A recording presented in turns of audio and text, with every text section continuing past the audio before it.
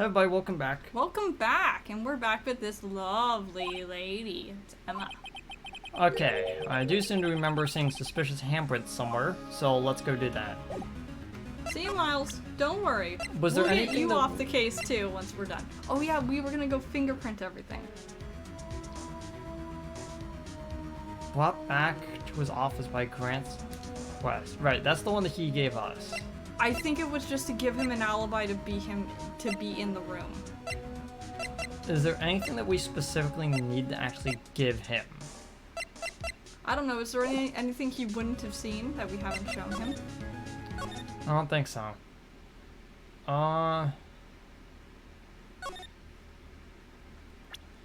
Court record.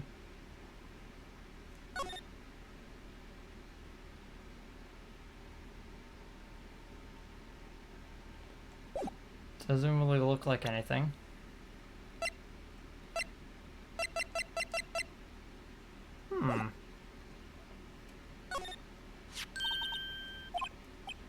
Hey Emma, maybe we should stop touching it before we fingerprint it. Oh.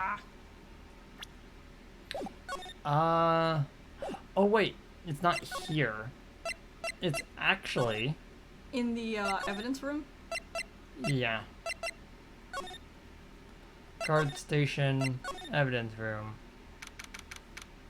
There we go. This is the room. Okay, now we're back. Our investigation turned up a suspicious handprint.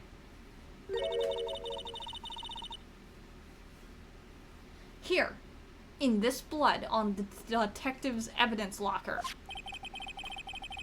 Let's use the secret weapon we just borrowed. You mean the one that Miles just slipped us so that we could finish the case? Right. Let's get started. First, choose a finger. A finger? Each finger leaves behind a slightly different imprint. So let's choose the finger that will have left behind the clearest print. It's the thumb. I really can't tell you the distance at difference at a glance. Quit procrastinating and choose a finger. We're gonna want to either choose that one or the thumb. Okay, now it's time to check for prints. Let me show you how it's done. Okay, Emma started getting that sparkle in her eyes again. First, we sprinkle the aluminum powder around. How do you do that? With the brush and the A button. See? Ah. So that did the trick. The aluminum powder adheres completely to the print. Once the powder is well spread, just blow away the excess. You actually had to blow into the microphone, by the way, on the DS version. We won't blow into this microphone because we might. Ooh, with the X button. Exciting. Imagine you're blowing out the candles on a birthday cake. Except you're not actually, see? Wow, that looks like fun. It might take some time getting used to, though. It's fine. It won't go up your nose or anything unless you're trying to inhale it, you freak. You just pour the powder on thick and blow away the extra. But don't use your actual spit, because that will contaminate the scene. Use like an airbrush or something. Okay. Like one of the air cans.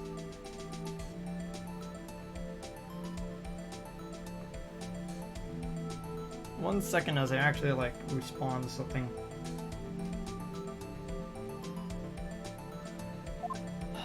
Okay, so dust, blow. X. I press X and then everything basically pauses.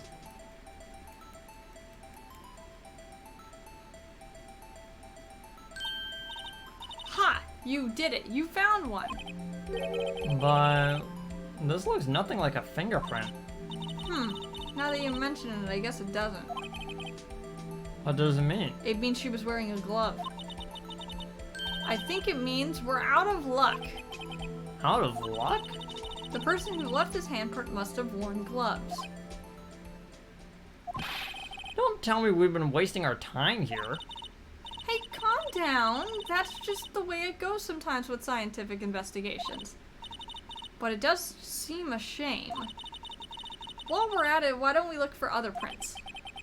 Other prints? Looking at the locker door, look at the locker door again closely.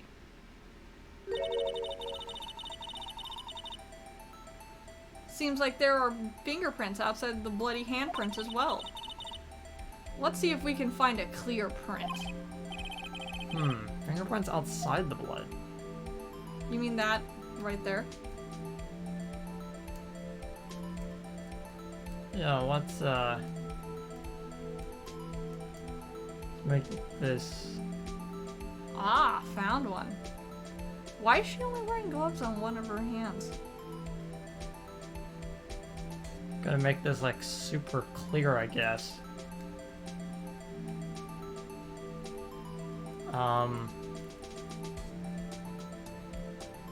Not.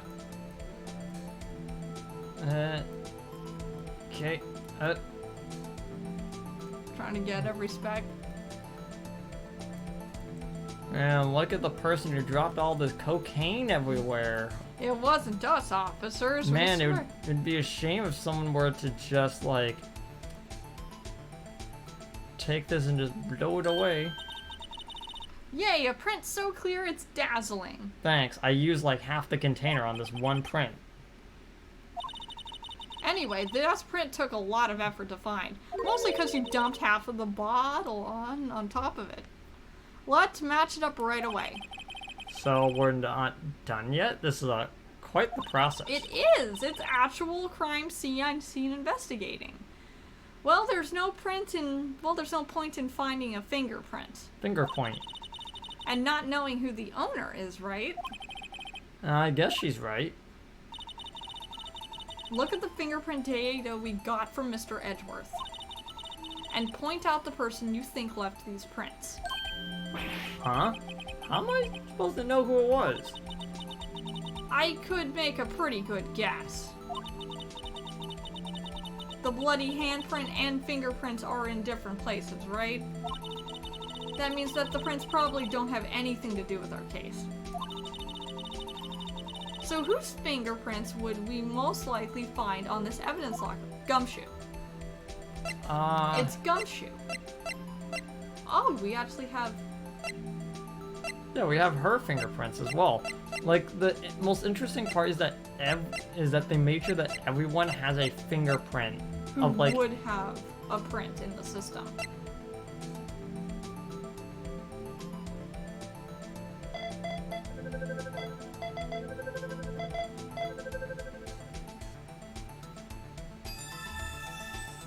Makes sense since it's his locker. Aha! So these prints belong to Detective Gumshoe.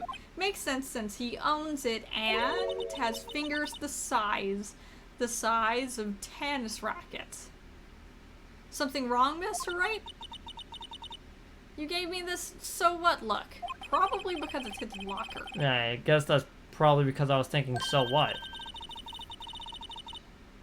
Okay, so we came up with nothing this time, but there's always next time. I mean, there's the second locker over there with also a bloody handprint. Sometimes you hit, sometimes you miss. You gotta roll with the punches, Mr. Wright. Thanks for the sympathy. Wait, if I remember correctly, there was one other handprint in this room. Let's check that one out.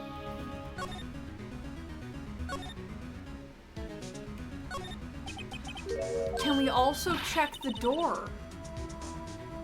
In the guard station. I don't think it will let us. I think it's just here. Oh, that's a waste. Right, there was a handprint here. Okay, wanna try using this? Okay, there goes her eye sparkling again. Okay, let's check for prints.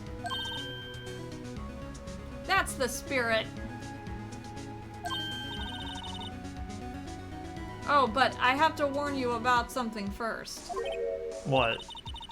The area with the blood was wiped away, right? We only ended up... Yeah, we only ended up finding it using chemical remains. Any prints in that area will have been wiped away too. Oh, right. So yeah, so that means no prints. would you say the probability of your hypothesis is high? High is probably a person who thinks he can snort aluminum powder as if it's cocaine. Don't act like I did that. Anyway, we must try to find prints that weren't wiped away. Prints other than the ones left by the bloody hand. Yeah, so we couldn't find these. This one is the most clear.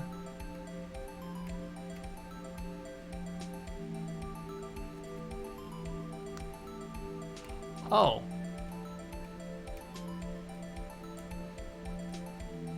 I guess we are actually supposed to do the ones that are, like, Not gone there. away.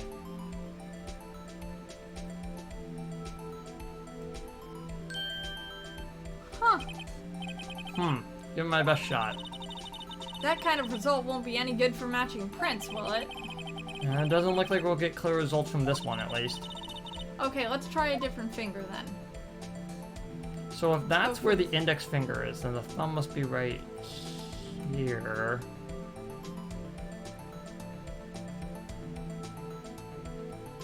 A little bit over. Down. Right there. I don't see it actually, like, lighting up. Oh.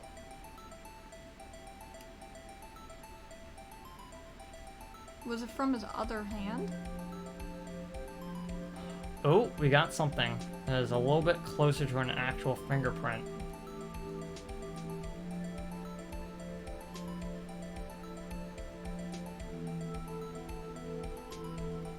Gotta spray a little bit more there. And there.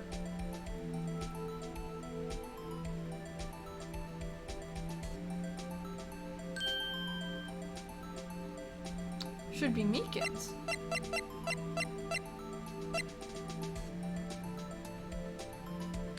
Jake Marshall. What is Marshall doing in Meekins'? Well, if anyone should be walking around this place, it would be No, Marshall. why is it Jake Marshall's bloody handprint? That's the more important part. Makes no sense. These fingerprints. Whose are they? Whose? Is it someone I know? It's Honey.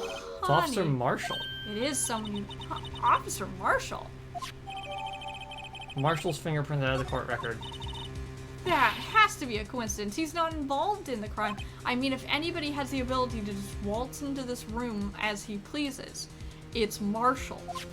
Because he's guarding it. This is decidedly different than Detective Gumshoe's prints. The luminol reaction. The blood and the fingerprints are in the same place. Which is why they were wiped. Oh. Yeah, so we have Jake Marshall's fingerprints. On a wiped blood stain. But why would Officer Marshall? Because they're all in cahoots to get information about the SL9 case. Oh, it looks like our investigation is finally turning up some results. I bet even Miles is in on this case. I guess this is what you would call decisive evidence. I don't believe it. I know. Now, what if I told you that, Now, what if I told you that Jake Marshall somehow gets out of this scot-free? I wouldn't be surprised.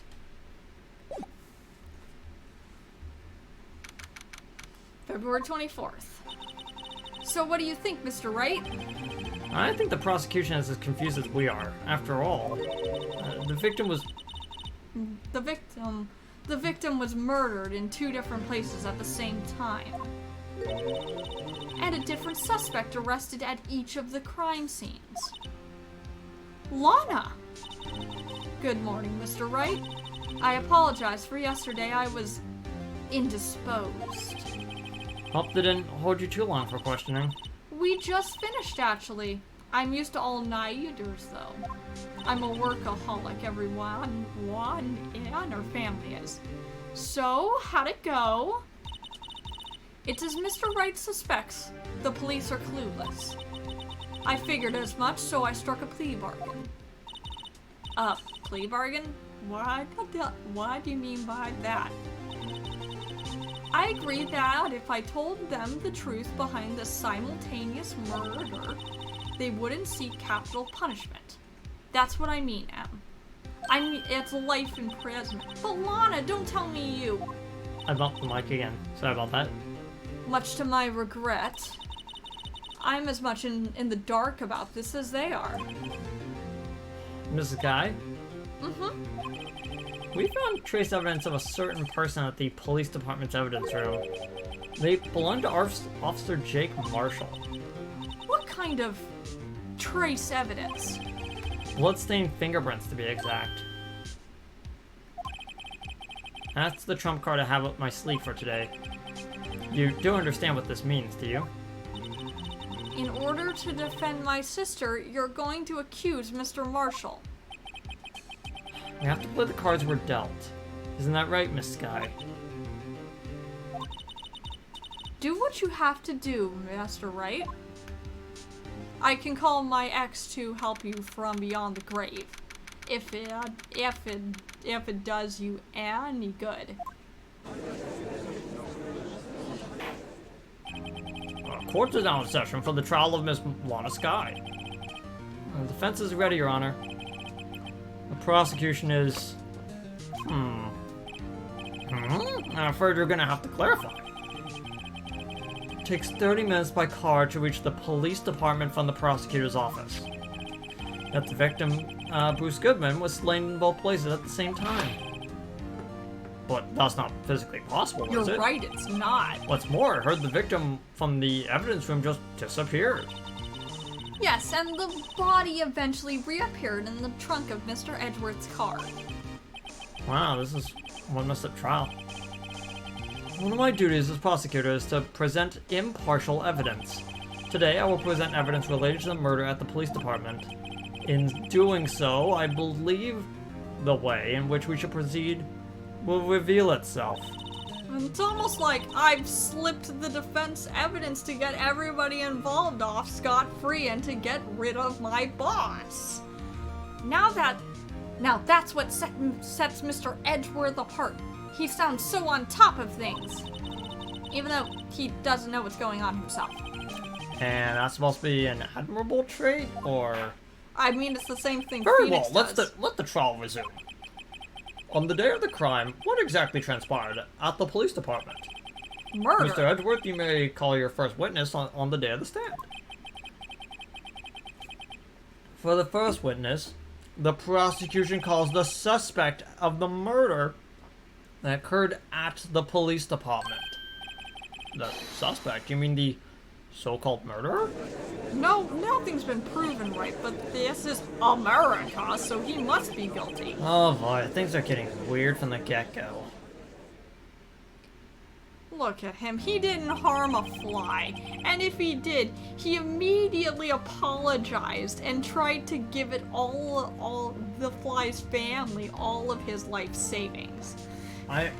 For the record, I'm currently drinking ginger ale and with lemonade.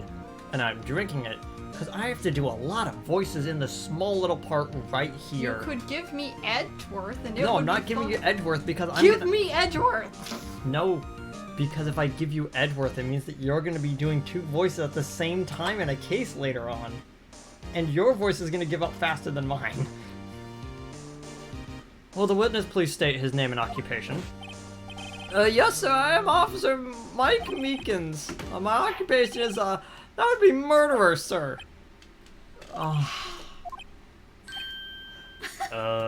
So you're telling us you're a professional killer? Sir, it was me, sir. I'm the one who did it. I will never kill anyone again. You've got to believe me, sir. Actually, sir, what you would call part of the younger generation, sir. A person whose actions adults can't possibly comprehend. Please. Mr. Edgeworth, sir, can you please help me? Can you... Officer Meekins. Yes, sir. Give us your report of the crime. Consider that an order. Yes, sir, as you wish. He's not. After all, I am part of a generation that must be told what to do, sir. That's hilarious. You can't fault him for a lack of enthusiasm, even though he is absolutely crazy.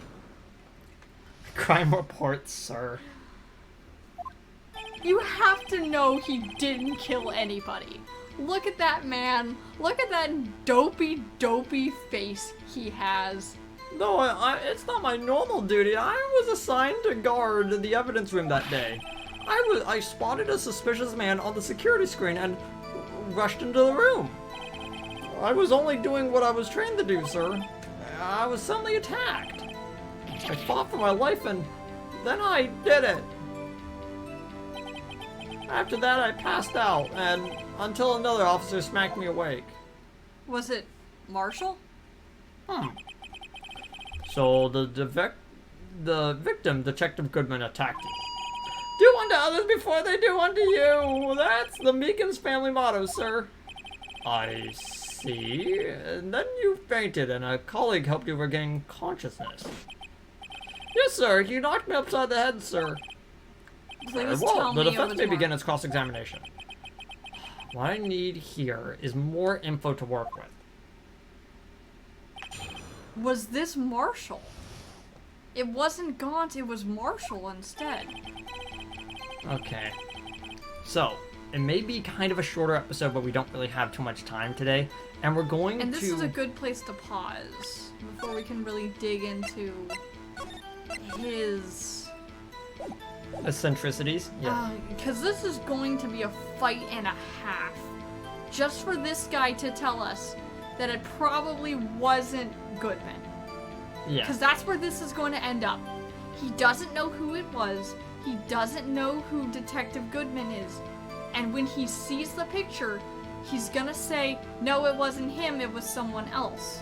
I mean, it would be really interesting. Like, the only thing that I can think of right now, off the top of my head, because I cannot remember a lot of aspects of this case, I can only remember the final day of this case because it's seared into my brain. It, like, how it stupid etched it is. itself with a knife But that was used okay. to kill the SL9 So this victims. is my possible theory about what happened. Jake Marshall, dressed up as Detective Goodman, was in there. Jake got stabbed. He held himself with the wound, and then he put his hand on the wall. And then when he Which came is why back only part later, of it, he afterwards, wiped it he down. wiped it off. Because he didn't want his prints at the scene. But Yes. he only wiped the blood off because the man's a raging alcoholic. I don't know, he seems to drink a lot. He's drinking a lot, and either it's milk or it's sake in that. What are you talking about? It's about pure American bourbon. So it's juice then. So it's either juice or bourbon. Yeah. And then it's just sake. In the end, it's just American drink. Yeah, so any thoughts on the case so far? Because again, we're about to go into day 2 of the case, and we are technically halfway through the case as a whole. This is a giant rat race of a case. Yeah. It's an Ouroboros of the highest magnitude. And I love it and hate it at the same time. Look at this man. He didn't kill a soul. Well, anyway, we're gonna have to call it for there. We're gonna see you guys next time. We are going to go through some stuff in this case. Hope you're ready. I will. I will be an age older Yeah, because by the next time that we can record, because my birthday is coming Yeah, up. because we recorded like 3 weeks of videos in like 2 sittings. Which is really good because we're not going to be able to record next week. Yeah, so we're gonna see you guys next time. Goodbye. See ya, bye.